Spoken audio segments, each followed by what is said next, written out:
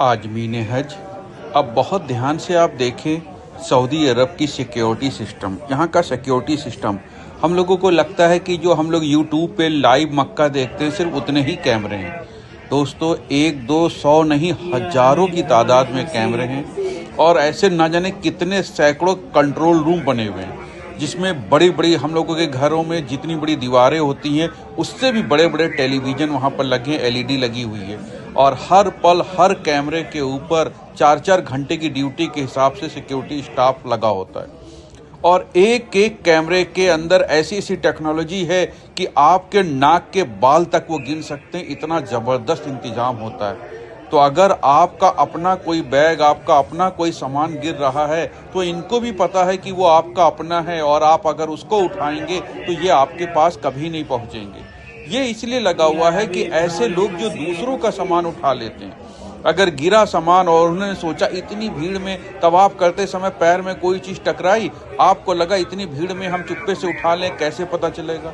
अल्लाह माफ़ करे, अल्लाह तो देख ही रहा है। लेकिन ये दुनिया में अल्लाह ताला ने ऐसी ऐसी टेक्नोलॉजी सऊदी अरब की सिक्योरिटी को दे रखी है, ऐसा ऐसा सिस्टम दे रखा है कि आप उस लाखों की भीड़ के मजमे में अगर पैर के अंगूठे से कोई चीज़ उठा करके अपने हाथ में पकड़ लेंगे, वो भी इनको पता चल जाएगा।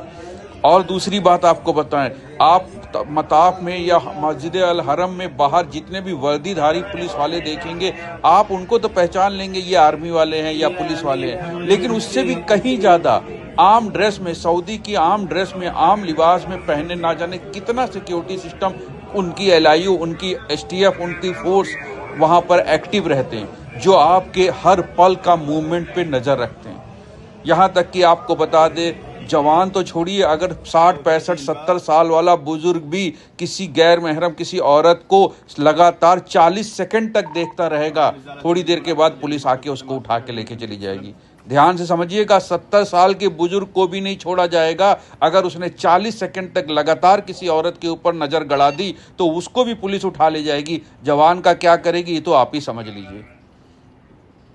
और सारी दुनिया में पुलिस वालों के द्वारा जो 3rd डिग्री दिया जाता है, जो हाथ पैर की तुड़ाई होती है, उसमें सऊदी अरब टॉप 3 में आता है। ये जो हड्डी पसली तोड़ते हैं यहाँ के फोर्स, वो टॉप 3 में आता है। और जो सऊदी अरब का बंदा है, जो सऊदी सिटीजन है, अगर वो भी कोई गलती करता है तो उसका भी पता नहीं चलता है कि वो कौन सी जेल में कहाँ गया। हमारे इंडियन हाजियों का तो आप ही अंदाज़ा लगा सकते हैं, कुछ अता पता नहीं चलेगा कहाँ गए। अगर जरा से भी अपराध जैसी चीज़ में कोई भी लिप्त हो गया, अपराध जैसी चीज़ में कोई फंस गया, इसलिए आपको ये वीडियो टेक्नोलॉजी हम दिखा रहे हैं। आप इसमें देख कर सिर्फ इबरत हासिल कर ले कि आपके एक एक मूवमेंट पर नज़र होगी।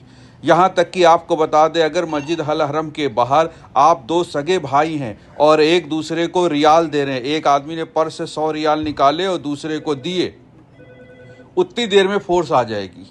पैसों का लेन देन भी खुलेआम करना सख्त मना होता है वहाँ पर। टाइम नहीं लगता फोर्स आने में मेरे भाई, इतनी ज़बरदस्त वो है वहाँ पर सिस्टम, और ऐसे ऐसे सेंसर लगे हुए हैं कि हर मूवमेंट पे नज़र रखते हैं। आप खुद अपनी नज़रों से देख लीजिए। इसलिए हमने आपको बताया कि आप किसी दूसरे का सामान बिल्कुल ना उठाएं, और अगर आपका अपना सामान गिर रहा है, चाहे वो आपका पर्स हो, चाहे वो बैग हो, कुछ भी हो, तो अपना सामान ज़रूर उठा लें, क्योंकि ये जो कैमरे की आंखें हैं ये बात को देख रही हैं कि आपने अपना सामान गिरने पर उठाया है।